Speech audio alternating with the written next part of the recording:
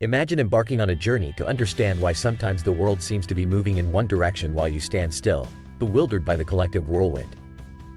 Today, we delve into a phenomenon that affects us all, irrespective of who we are or where we come from: the mighty force of conformity and peer pressure. This isn't just about making choices, it's about the very fabric of our social reality, something so potent it can lead to the unthinkable. From the tragedy of Jonestown to the atrocities of World War II, one can't help but ponder what drives humans to such extremes. What makes us forsake our own logic and conscience to blend into the crowd? In the mid-20th century, the quest to answer these questions led psychologists to pioneer groundbreaking research. They dissected human conformity, attempting to unravel the threads of group influence. Solomon Asch, a prominent psychologist, designed an ingenious yet simple experiment known as the Asch conformity experiment. I'm going to unlock the secrets behind this experiment, and as we venture further, prepare to question your everyday choices and your very conception of autonomy. The year is the 1950s, a time when the collective conscience of America was being heavily scrutinized under the dread of McCarthyism. Amidst the rising tension, Solomon Asch asks one question: how powerful is the pull of the crowd? He invites participants into a room filled with people, all in on the act, known in this realm as Confederates. The task is simple, almost elementary. Identify the line on one side of a board that matches the length of a line on the other side, labeled A, B, or C without influence. Lone participants, critical faculties intact, answer their guesses with 99% accuracy. However, the twist unfolds when Asch flips the script. He instructs his Confederates to unanimously choose an incorrect line with confidence. How will the lone participant react now? The results shed light on a staggering truth. 75% of participants aligned with the erroneous majority at least once, despite clear evidence contradicting the group's choice. The compounded studies further revealed a mind-boggling statistic: conformity swayed decisions 33% of the time. Ask yourselves, gentlemen, would you have stood steadfast in reason, or would the current of consensus carried you away? Let's delve into the intricacies of the study.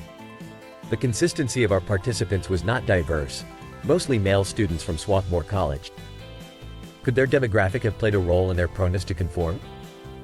Subsequent studies intensify the complexity of this query, highlighting that our proclivity to conform is often rooted deeper than it seems. If we identify with the group, if the pressure is suffocating, if uncertainty grips us, conformity might just be the lifeboat we leap onto, even if it leads us astray. Drawing back to a broader lens, why do we conform?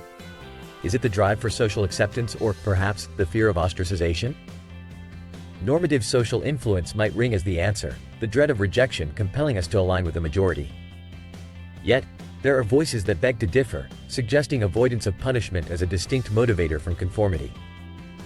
In light of this, informational influence emerges as another force, where we bend not in submission but in the belief that the group holds a knowledge superior to our own.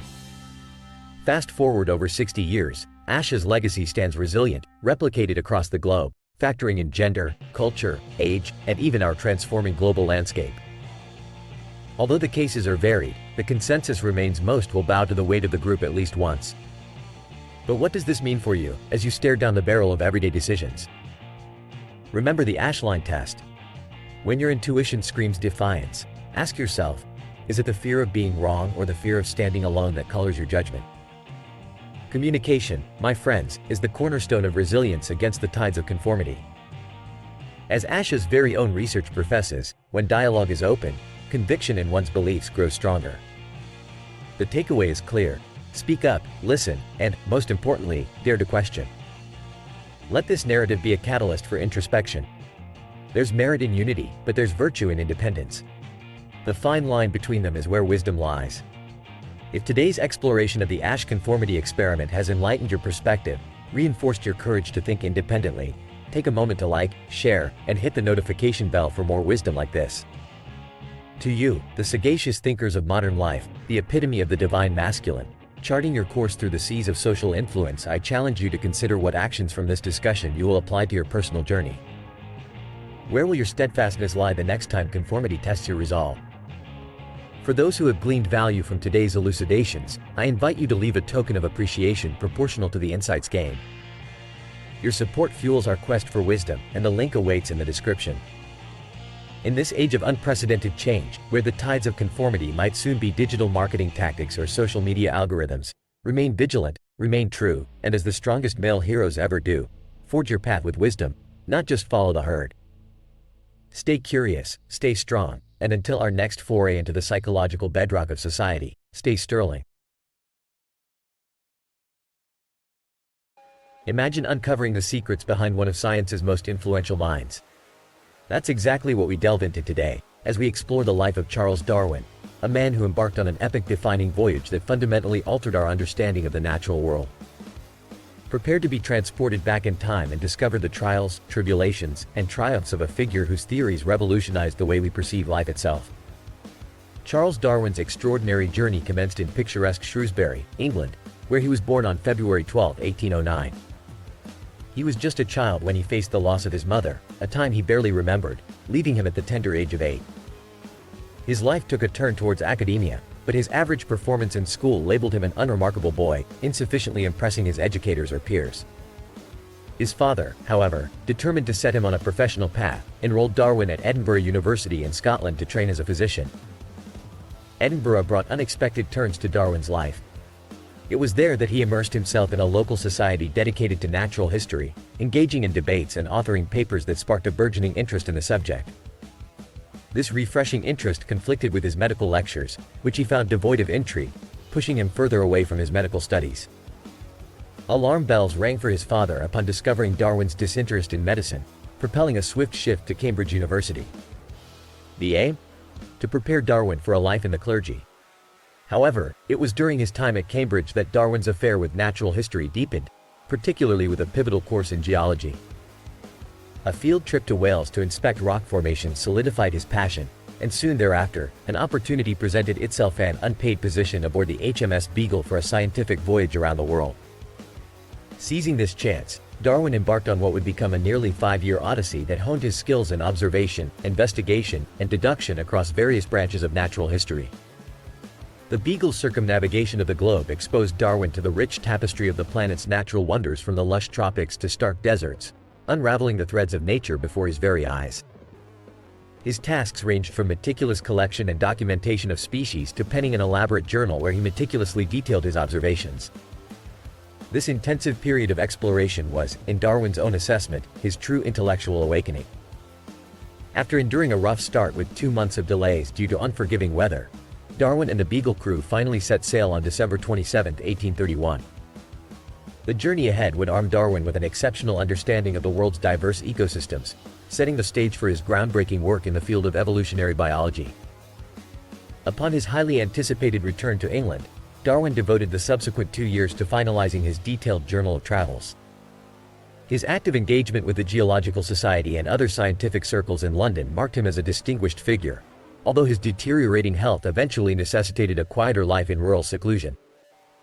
In 1839, Darwin's personal life flourished as he married Emma, and together, they raised a family of 10 children. Despite the joy of family, Darwin was frequently beset by ailments, confining him mostly to his home and preventing regular social interactions. His sanctuary became his scientific endeavors and the publication of several seminal works, including The Watershed on the Origin of Species in 1859. In this masterwork, Darwin unfolded the innovative theory of evolution through natural selection, underpinned by evidence from his Beagle voyage and ongoing research.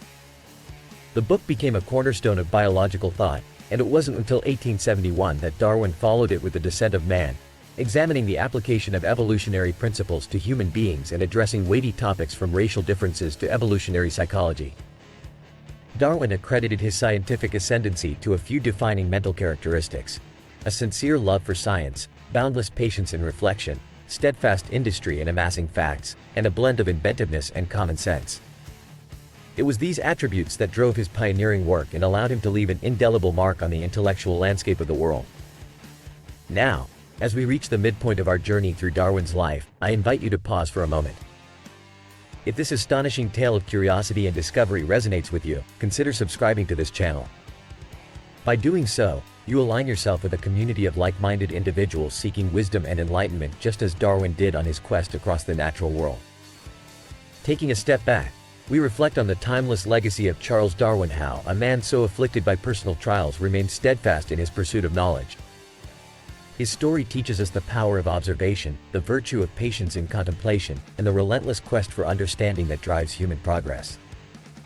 Let us take these lessons to heart, and may you be inspired to seek out your own beagle journey, pursuing the vast treasures of knowledge and adventure that await.